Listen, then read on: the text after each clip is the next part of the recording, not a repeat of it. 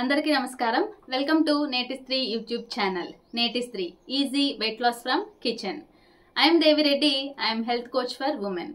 ఇవాళ uric acid గురించి మనం ఈ వీడియోలో తెలుసుకోబోతున్నాం. అసలు యూరిక్ యాసిడ్ అంటే ఏంటి, యూరిక్ యాసిడ్ లక్షణాలు ఎలా ఉంటాయి, ఏ ఫుడ్ని మనం తీసుకోవచ్చు, ఏ ఫుడ్ని మనం తీసుకోకూడదు, everything we are going to discuss.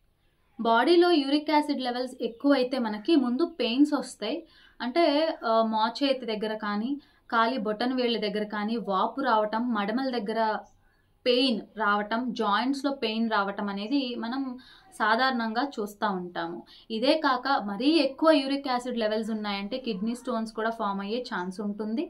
అలాగే చాలా ఎక్కువ లెవెల్స్ ఆఫ్ యూరిక్ యాసిడ్ ఉన్నప్పుడు మనకి యూరినేషన్కి కూడా చాలా ప్రాబ్లం అయితే క్రియేట్ అవుతుంది. ప్యూరిన్ అంటే ఏంటి, అసలు ప్యూరిన్ ఎక్కడి నుంచి వస్తుంది అంటే 70% ఆఫ్ ద ప్యూరిన్ అనేది మన బాడీలోనే రిలీజ్ అవుతుంది from liver and small intestine. కణాలకు ఏమన్నా ఇబ్బంది కలిగినప్పుడు లేదా అవి చనిపోయినప్పుడు ఈ ప్యూరిన్ అనేది విడుదల అవుతుంది అనమాట. ఈ విడుదల అయిన ప్యూరిన్ నుంచి యూరిక్ యాసిడ్ అనేది ప్రొడ్యూస్ అవుతూ ఉంటుంది. యూరిక్ యాసిడ్ వలన ఇబ్బందులు ఉన్నాయని అనుకుంటున్నాం కదా, యూరిక్ యాసిడ్ కరెక్ట్గా ఉండటం వలన మనకి చాలా ఉపయోగాలు కూడా ఉన్నాయి. యూరిక్ యాసిడ్ బాడీలో కరెక్ట్గా ఉండడం వలన మనకి రోగనిరోధక శక్తి పెరుగుతుందన్నమాట. నరాలని ప్రొటెక్ట్ చేయడానికి కూడా ఈ యూరిక్ యాసిడ్ అనేది హెల్ప్ చేస్తుంది. What is uric acid? Uric acid అనేది by product of purine metabolism అంటాము. What is purine? ప్యూరిన్ అంటే ఏంటి? ప్యూరిన్ అనేది ఒక కెమికల్ కాంపౌండ్, మనకి డిఎన్ఏ అండ్ ఆర్ఎన్ఏలో దొరుకుతుంది అనమాట. అయితే ఇది కాకుండా మనం తినే ఫుడ్స్లో కూడా ప్యూరిన్ రిచ్ ఫుడ్స్ ఉంటాయన్నమాట. సో ఒక్కసారి బాడీలోకి ప్యూరిన్ రిచ్ ఫుడ్స్ ఎంటర్ అయినప్పుడు అది డైజెస్ట్ అయినాక మనకి యూరిక్ యాసిడ్ అనే బై ప్రోడక్ట్ని రిలీజ్ చేస్తుంది. ఈ బై ప్రోడక్ట్ ఏంటి అంటే బ్లడ్లో కలిసిపోయి కిడ్నీస్ దగ్గరికి వెళ్ళి ఫిల్టర్ అయినాక యూరిన్ త్రూ బయటకు వచ్చేస్తుంది అనమాట. ఇది యాక్చువల్ ప్రాసెస్ జరిగేది బాడీలో మనం ప్యూరిన్ రిచ్ ఫుడ్స్ తిన్నప్పుడు. ఇలా జరిగితే ఇబ్బంది ఏం లేదు, యూరిక్ యాసిడ్ లెవెల్స్ కూడా ఇంప్రూవ్ అవ్వవు, ఎందుకంటే ఎప్పటికప్పుడు బయటకు వెళ్ళిపోతుంది కదా వేస్ట్ ప్రోడక్ట్ అనేది. సో ఇబ్బంది ఏముండదు. ఎప్పుడు ఇబ్బంది కలుగుతుంది అంటే ఎప్పుడైతే మనం ఎక్కువ ప్యూరిన్ రిచ్ ఫుడ్స్ తింటున్నామో అంటే యూరిక్ యాసిడ్ లెవెల్స్ పెరుగుతాయి. పెరిగే కొంది ఏంటంటే అది కిడ్నీ దగ్గరికి వెళ్ళి ఫిల్టర్ అవ్వదు, అలాగే యూరిన్లో బయటికి వెళ్ళదు, సో ఉండిపోతుంది. ఆ ఉండిపోయిన యూరిక్ యాసిడ్ ఏంటంటే డిఫరెంట్ బాడీ పార్ట్స్ దగ్గరికి వెళ్ళి, ఎస్పెషల్లీ మనకి కాలి వేళ్ల దగ్గర, అలాగే మోచేయ దగ్గర, ఇలాంటి దగ్గరికి వెళ్ళి ఏంటంటే చాలా పెయిన్ని ఇవ్వటంతో పాటు గౌట్ లాగా అంటే కొంచెం ఉబ్బుతుంది. ఇది కొంచెం ఎక్కువ పర్సంటేజ్లో యూరిక్ యాసిడ్ బాడీలో ఉన్నప్పుడు జరిగేటువంటి ప్రక్రియ. యూరిక్ యాసిడ్ సమస్యతో బాధపడుతుంటే ఎలాంటి ఫుడ్స్ని మనం ముందు ఆపేసేయాలో చూద్దాం. మెయిన్లీ ఆర్గాన్ మీట్ అంటాము. అంటే ఆర్గాన్ మీట్, రెడ్ మీట్ అంటే మటన్ కానీ లివర్ ఇలాంటివి ఉంటాయి కదా ఆర్గాన్ మీట్స్, అలాంటివి మాత్రం ఖచ్చితంగా ఆపేయాలి. సీ ఫుడ్ అంటే రకరకాల ఫిష్ కానీ లేదంటే ప్రాన్స్ కానీ అంటే రొయ్యలు అలాంటివి ఉంటాయి కదా, అలాంటివన్నీ కూడా ఆపేయాలి. అలాగే ఆల్కహాల్, ఎస్పెషల్లీ బీర్ లాంటిది అసలు తాగకూడదు. అలాగే ఎక్కువ ప్రాసెస్డ్ ఫుడ్స్ అంటే దాంట్లో సాల్ట్ కంటెంట్ ఎక్కువ ఉంటుంది కాబట్టి అలాంటి ఫుడ్స్ అసలు తీసుకోకూడదు. ఇంకపోతే షుగరీ ఫుడ్స్, సోడాలు తాగటం, కూల్ డ్రింక్స్ తాగటం, ఫ్రూట్ జ్యూసెస్ ఎక్కువ తాగటం, ఇలాంటివన్నీ కూడా ఆపేయాలి.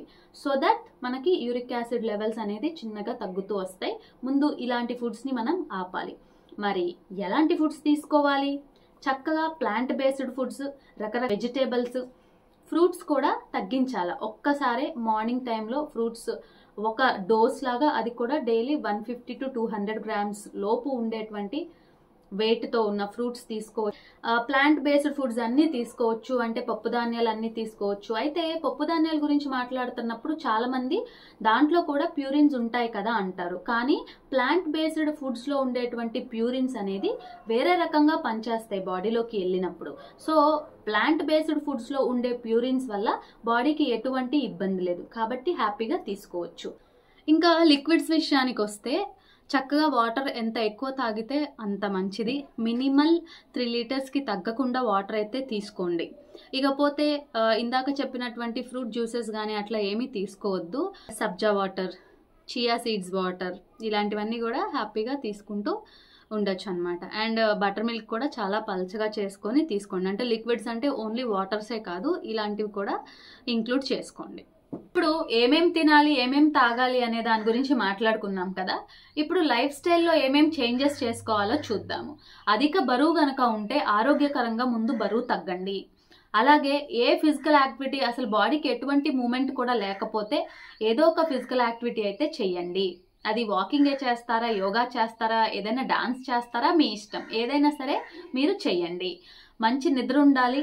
అధిక ఒత్తిడికి అంటే స్ట్రెస్కి గురవుతుంటే దాని కారణాలు ఏంటో తెలుసుకొని స్ట్రెస్ని మేనేజ్ చేసుకోండి.